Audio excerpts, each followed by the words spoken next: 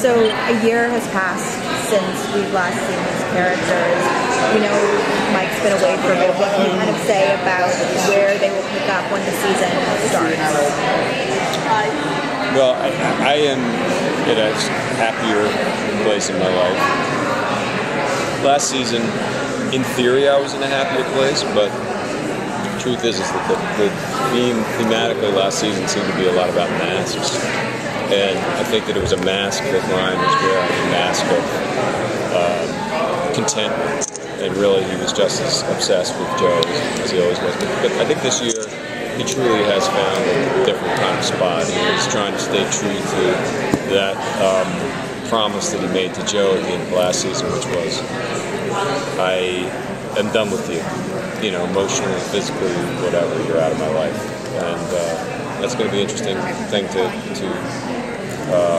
play against. I think for Mike, there's definitely that rage and revenge bubbling underneath. You know, he got Lily and Luke's gone, but Mark Ray is still out there, and I feel like with the relationship with Max that is sort of blooming, there's this sense of maybe light in his life, but I think the real struggle for Mike this year will be balancing that and probably going back and forth between everything that's going on under the surface and also, you know, the potential to maybe have something better. So I think we'll play with that quite a bit. So his thirst for revenge hasn't been quenched? No, I mean, there's still somebody out there. There's still a twin running around. So, yeah, I think that Mike will probably, you know, even if he's trying to move on from it, I don't think that he's over this yet. And I'm sure that next season will be, you know, working his way through that. And also, I think that Mark has lost some of his family too. So I have a feeling that there will be a grudge match coming for these two guys. How and when, I have no idea, but I think it's still out there. What do you think they both have learned going up against Joe Carroll and tracking him for so long? You know, both of us got very single-minded. I mean, I think that Mike was a little bit more sort of idealistic when we first met. He was still playing for the FBI team and knew the difference between right and wrong, and then he got pretty caught up pretty quickly into my, like, no holds barred, beat the shit out of, kill anybody who's in your path sort of thing to get to Joe Carroll. And a lot of what happened for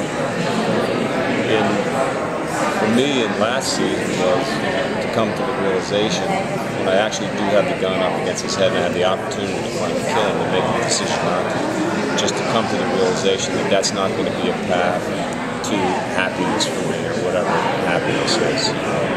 I don't know that Mike's character is there yet, but that's one of the things that's been interesting in the show is this, you know, kind of trading off of my baggage, you know, with the younger man. Can you talk about Brian and Mark end up working back together again and how their working relationship is a year later? I don't know, to be honest. I mean, no, it's good. It's good. We will be working together. He knows. I don't know.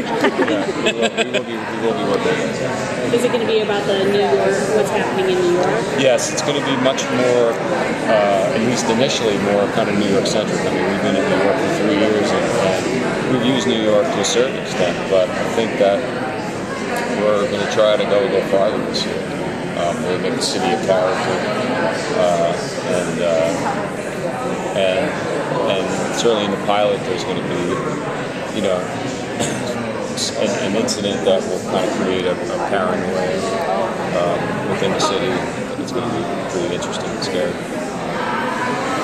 What do you think it takes to actually do this job for your characters? What is that secret ingredient that y'all all have to have?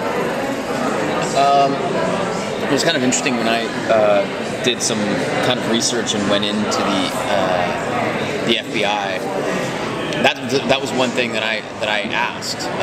You know, where do you get this training or this drive to sort of come into this job? And you know, a lot of them come from families of law enforcement. And I don't know. I'm not sure that I have the drive or the duty to put myself in danger like that. And more importantly, to sort of experience that sort of violence, like whether it's against me, but just witnessing that kind of stuff would be very difficult for me. So yeah, I think it's there's some very talented and amazing people that do it, and thank goodness. But I'm not sure exactly what it takes. But it seems from the things that I talk to people about that it's sort of bred in you. It's kind of what you know, and sometimes it's a family thing.